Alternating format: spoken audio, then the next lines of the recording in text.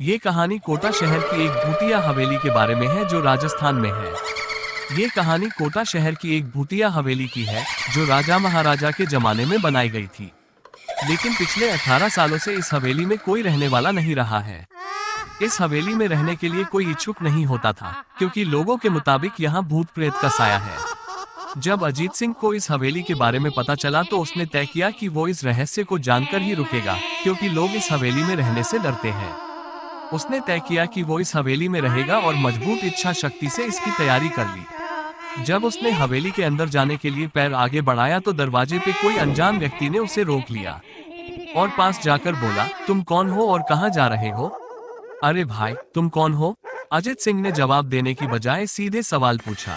मेरा नाम अर्जुन सिंह है और मैं यहीं पास में ही रहता हूँ, इसलिए मैंने फैसला किया है कि इस हवेली में एक दिन ठहरूं। अर्जुन सिंह ने बताया, हाँ जी, आपने सही सुना है और तुम भी अंदर मत जाओ, मेरे ख्याल से तुम भी वापस लौट जाओ, यहाँ बहुत खतरा है।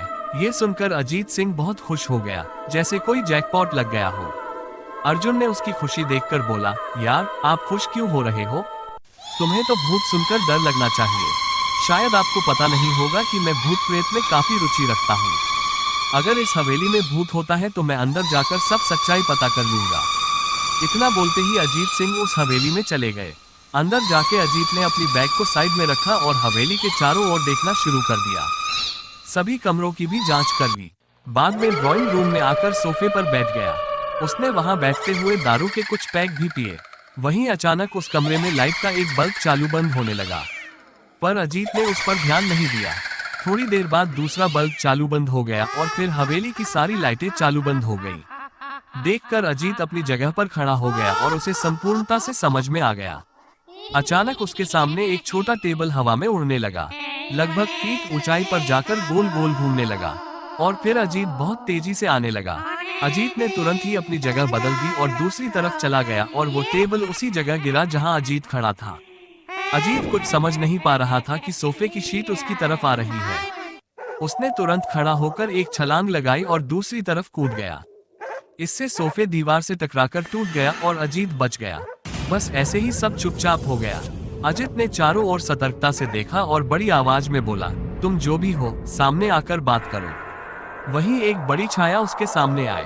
अजीत ने उस परछाई को देखकर बोला, तू कौन है यार और मुझे क्यों मारना चाहता है? परछाई, तेरी गलती से। अजीत, मेरी भूल? मैंने कौन सी भूल की?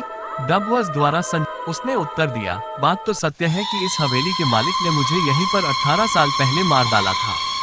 मैंने कोई गलती नहीं की थी, इस वजह से मेरी आत्मा इस हवेली में घूमती रहती है। मैं किसी को भी इस हवेली में रहने नहीं दूंगा क्योंकि मेरा खून इसी हवेली में बहा था। बोला, मैं तुम्हें असली में देखना चाहता हूँ। मैं तुम्हारी वांछा पूरी करना चाहता हूँ जब तक कि तुम्हें मार नहीं डालता। और उस परछाई ने एक भयानक डरावना रूप ले लिया। उसका चेहरा इतना डरावना था कि अजीत भी एक क्षण के लिए डर गया था, लेकिन फिर उसने खुद पर काबू पा लिया। बाद में उसने अपनी जेब से व्हाइट पाउडर निकाला और उस भूत के ऊपर फेंक दिया। भूत के पैर पाउडर गिरते ही उसमें आग लग गई। बड़ी बड़ी लोहे की ज्वाला उठने लगी। वो बहुत जोर से चिल्लाने लगा और फिर पूरी तरह से जल गया। उसके बाद अजीत ने आराम से सांस ली और वहीं पर सो गया। अगले दिन सुबह जब अजीत सलामती से हवेली से बाहर निकला तब अर्जुन को हैरानी हुई। अर्जुन ने अजीत से पूछा, तू कैसे बच गया? जब अजीत ने कल रात की घटना को बताया कि अब ये हवेली भूतिया नहीं रही। दोस्तों, तुम्हें ये कहानी राजस्थान के कोटा शहर की एक भूतिया हवेली कैसी लगी? कृपया हमें कमेंट करके जरूर बताएं।